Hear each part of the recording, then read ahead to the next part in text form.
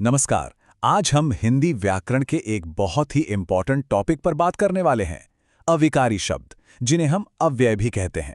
देखिए, ये वो टॉपिक है जो प्रतियोगी परीक्षाओं में आपके नंबर पक्के करा सकता है। और सबसे अच्छी बात, इसे समझना ना बहुत आसान है। तो चलिए आज इसे पूरी तरह से मास्टर कर लेते हैं।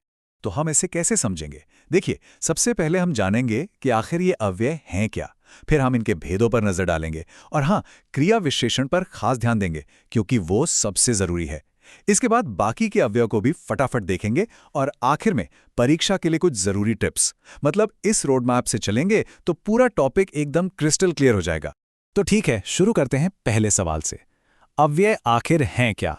देखिए, इस पूरे चैप्टर की नींव बस एक ही कॉन्सेप्ट पर टिकी है और वो है बदलाव।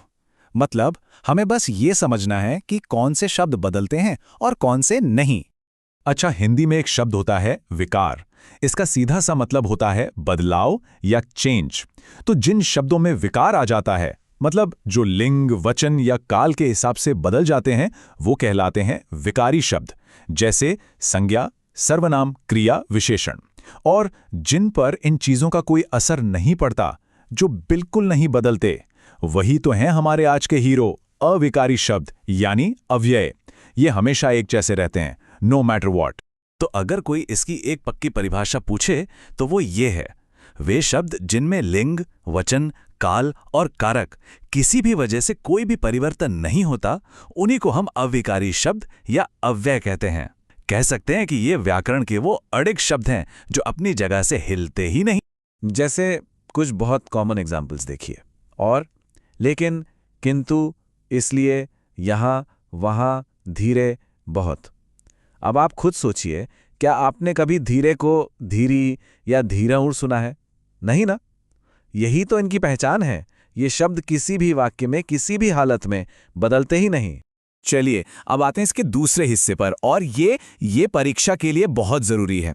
हम बात करेंगे अव्यय के भेदों की, और यहीं पर एक ऐसा सवाल बनता है जिसमें अक्सर लोग फंस जाते हैं। तो जरा ध्यान से सुनिएगा। तो देखिए, वो ट्रिकी सवाल क्या है। अगर आपसे परीक्षा में पूछा जाए कि अव्यय के मुख्य भेद कितने हैं, मेन टाइप्स, तो आपका जवाब हमेशा हमेशा 4 होना चाहिए। 4। इसे एकदम दिमाग में बैठा लीजिए। लेकिन कहानी में एक ट्विस्ट है। अगर सवाल में कुल भेद, टोटल टाइप्स पूछे जाएं, तो सही जवाब होगा 5। जी हां, 5। ये जो 5वां भेद है वो निपात होता है।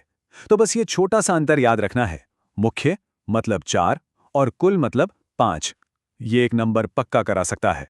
तो ये है वो 5 भेद: क्रिया विशेषण अव्यय, संबंध बोधक अव्यय, समुच्चय बोधक अव्यय, विस्मयादि बोधक अव्यय और 5वां निपात।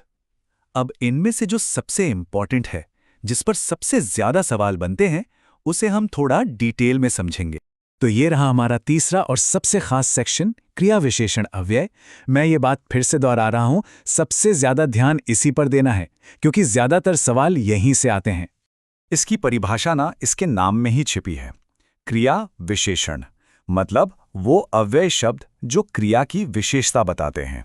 सीधी सी बात है, ये बताते हैं कि कोई काम कहाँ हो रहा है, कब हो रहा है, कितना हो रहा है या फिर कैसे हो रहा है। और अब आती है वो ट्रिक जिसकी मैं बात कर रहा था। ये एक मास्टर की है। किसी भी वाक्य में क्रिया विशेषण पहचानना हो ना, तो बस क्रिया से ये 4 सवाल पूछ लीजिए: कहाँ, कब, कितना और कैसे। अगर इन चारों में से किसी भी एक का भी जवाब मिल गया तो समझ लीजिए वही शब्द क्रिया विशेषण है, गारंटीड। और मजे की बात यह है कि इन्हीं 4 सवालों पर इसके 4 भेद भी बने हैं। देखिए, अगर कहाँ का जवाब मिले तो वो है स्थानवाचक, जैसे यहाँ, वहाँ, ऊपर। कब का जवाब मिले तो वो है कालवाचक, जैसे आज, कल, अभी। कितना का जवाब मिले तो वो है परिमाणवाचक, जैसे बहुत, कम, ज्यादा। और अगर कैसे का जवाब मिले तो वो है रीतिवाचक, जैसे धीरे, तेज, अचानक। चलिए अब इस ट्रिक को एक्शन में देखते हैं। वाक्य है, शेर तेज भागता है। सवाल पूछिए क्रिया से, भागता है पर कैसे? जवाब मिला तेज, तो ये हो गया रीतिवाचक। दूसरा, वो ऊपर गया। सवाल, कहाँ गया? जवाब ऊपर, ये हो गया स्थानवाचक। तीसरा, वह आ जाएगा। कब आएगा?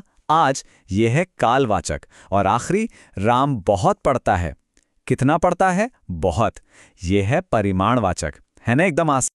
ठीक है, तो क्रिया विशेषण तो हो गया। अब फटाफट चौथे सेक्शन में बाकी बचे हुए अव्ययों पर भी एक नज़र डाल लेते हैं। ये भी बहुत सीधे साधे हैं, ज़्यादा मुश्किल नहीं। देखिए, संबंध बोधक का काम है संबंध बताना, संज्ञा या सर्वनाम का वाक्य के दूसरे शब्दों से। जैसे मेज पर किताब है।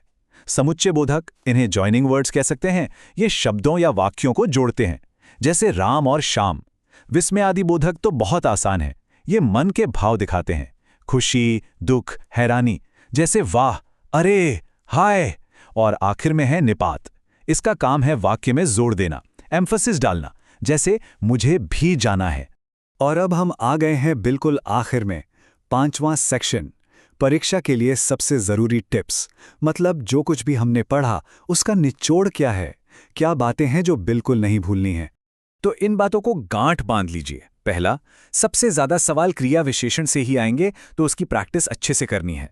दूसरा, मुख्य मतलब 4 और कुल मतलब 5, ये अंतर कभी मत भूलना। तीसरा, अव्यय की कोर डेफिनेशन कि ये कभी नहीं बदलते। और चौथा, हमारी मास्टर की कहाँ, कब, कितना, कैसे वाली ट्रिक, ये हमेशा काम आएंगी। तो देखा, अव्यय का ये चैप्टर कितना आसान, कितना स्कोरिंग और कितना जरूरी है। एक बात तय मानिए, इस चैप्टर से सवाल तो आएगा ही आएगा। तो बस इसका अच्छे से रिवीजन कर लीजिए और अपने नंबर पक्के समझिए। उम्मीद है इस पूरे टॉपिक की एक क्लियर पिक्चर अब दिमाग में बन गई होगी। अब ये बताइए कि अगला कौन सा व्याकरण का टॉपिक है जिसे हम इसी तरह आसान करके समझ सकते हैं। नीचे कमेंट्स में जरूर बताइएगा।